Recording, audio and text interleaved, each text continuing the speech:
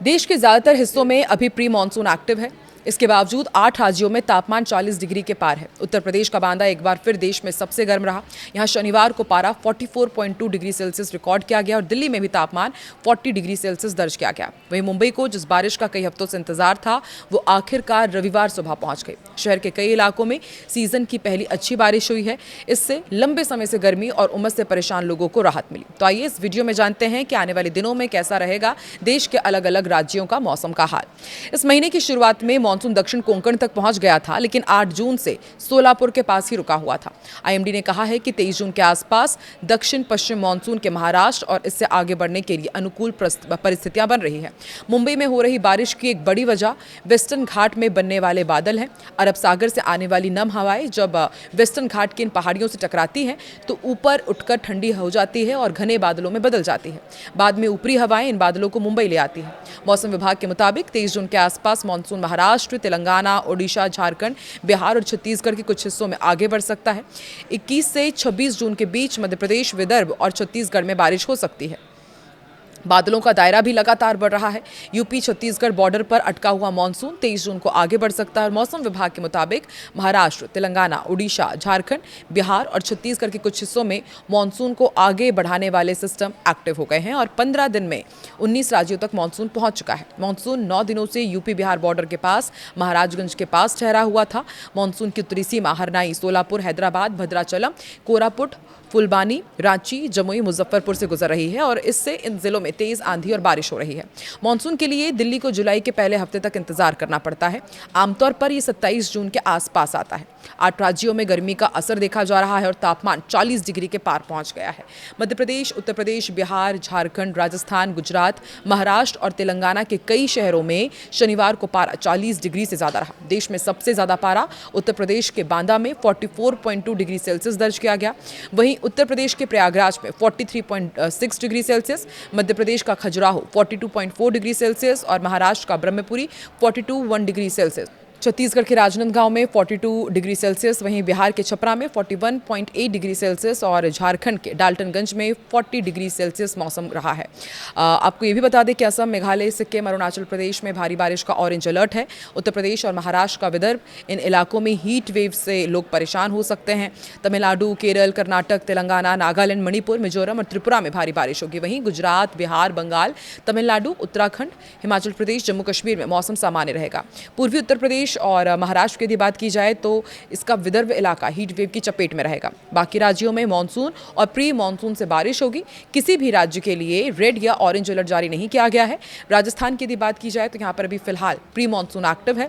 शनिवार को कोटा और जयपुर के कुछ इलाकों में हल्की बारिश हुई है। 12 के अटरू में 2 इंच से ज्यादा बारिश हुई, जबकि बीकानेर में तूफानी बारिश हुई। मौसम विभाग के मुताबिक 19 से ज्यादा जिलों में आंधी बारिश का येलो अलर्ट जारी किया गया है। मध्य प्रदेश का भी आपको अपडेट देते हैं। मौसम विभाग के मुताबिक प्रदेश में 25 जून तक मानसून की एंट्री हो सकती है। मानसून लेट होने से 46% कम बारिश दर्ज की गई है। रीवा, शहडोल और सागर संभाग के 24 जिलों में 65% बरसात कम हुई है। इंदौर, ग्वालियर समेत 37 जिलों में आंधी बारिश का अलर्ट है। वहीं यूपी में प्रदेश के 31 जिलों में लू चलने का अलर्ट है। वहीं शनिवार को 44.2 डिग्री सेल्सियस तापमान के साथ बांदा देश में सबसे गर्म शहर रहा। 25 जून तक मानसून की प्रदेश में एंट्री हो सकती है और शनिवार को लखनऊ में करीब 10 मिनट तक अच्छी बारिश हुई है।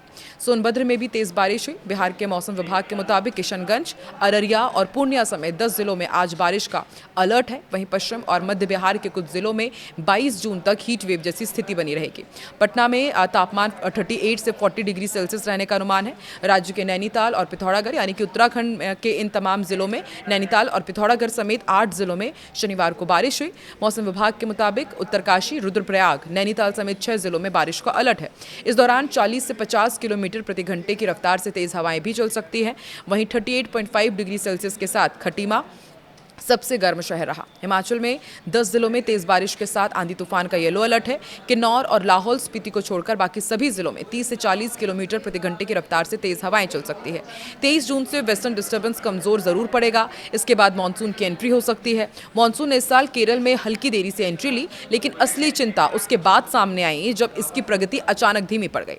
मौसम विज्ञान में इसे मानसून ब्रेक या फिर वीक फेज कहा जाता है। इसी वजह से सैटेलाइट तस्वीरों में बादलों का फैलाव कम कम नजर आया और कई इलाकों में बारिश अचानक घट गई, यानी कि मानसून खत्म नहीं हुआ बल्कि उसका एक्टिव फेज कमजोर पड़ गया। आईएमडी के मुताबिक अब हालात फिर से अनुकूल हो रहे हैं और 23 जून के आसपास मानसून एक बार फिर तेजी पकड़ सकता है। इसमें महाराष्ट्र, तेलंगाना, ओडिशा, झारखंड, बिहार और छत्तीसगढ़ के कुछ हिस्सों में मानसून आगे बढ़ने की संभावना है, यानी अगले कुछ दिन मानसून की चाल तय करने वाले साबित हो सकते हैं। 19 से 25 जून के बीच पूर्वोत्तर भारत, असम, मेघालय, अरुणाचल प्रदेश समेत कई राज्यों में व्यापक से लेकर बहुत भारी बारिश की चेतावनी है। पूर्वी भारत में बिहार, झारखंड और पश्चिम बंगाल में भी भारी बारिश और आंधी बिजली का अलर्ट जारी किया गया है।